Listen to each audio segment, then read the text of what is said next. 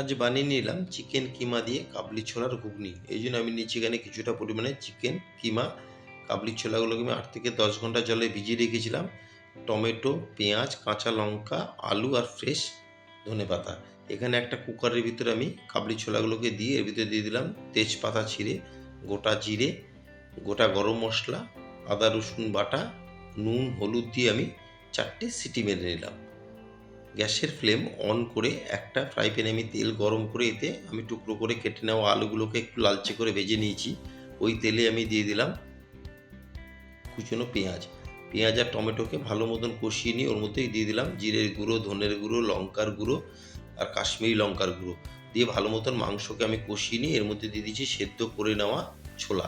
ছোলা দিয়ে আমি কভার দিয়ে 15 থেকে 20 মিনিট ভালো মতো রান্না করে নিলাম। নামানোর আগে দিয়ে দিলাম গোটা গরম মশলা আর ধনেপাতা।